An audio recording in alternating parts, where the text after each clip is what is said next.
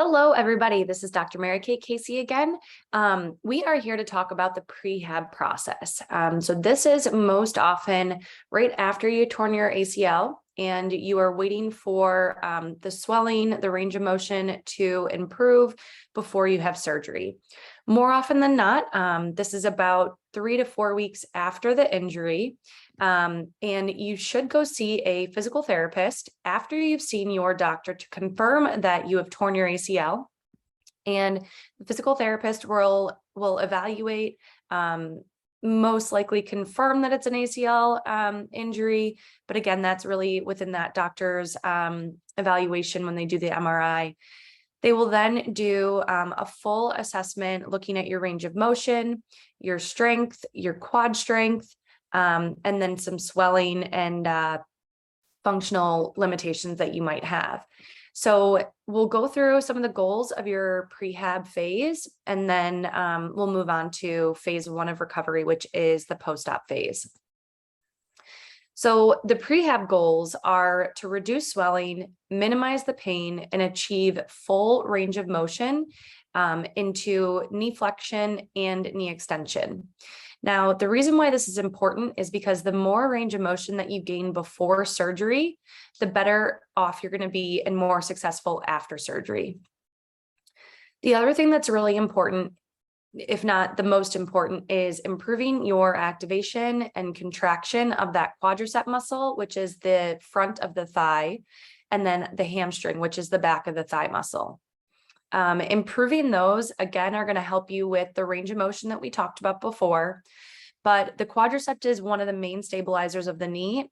It's going to help you go up and down stairs, squat, walk.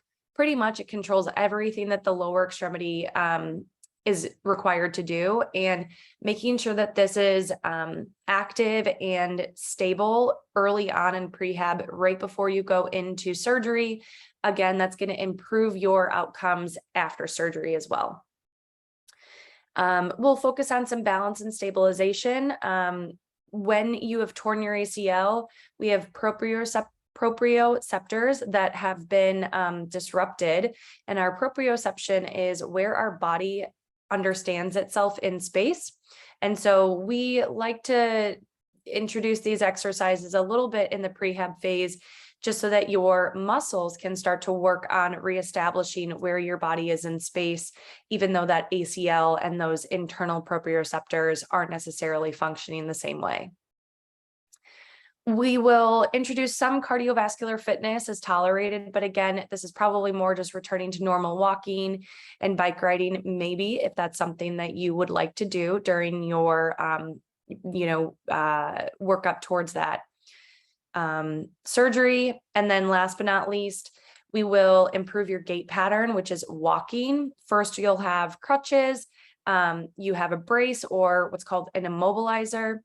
And because you have pain, because you have swelling and your quadricep, because the ACL was injured, and all of the inflammatory process that's going on, your quadricep isn't really working the right way right now. And so what we need to do is protect your knee so that no other damage happens. And that's why they put you in that straight brace, which is called the immobilizer. That gives you a little bit more of control when you are walking so that your knee does not give out or give way. And so we'll teach you how to walk with crutches, because that can be very difficult. We then will progress into walking without the brace, but still using crutches. We'll teach you to go up and down stairs, and slowly but surely, after a week to 2 weeks in your prehab phase, you will most likely be without a brace and without crutches for the next 2 to 3 weeks before you go into the surgery.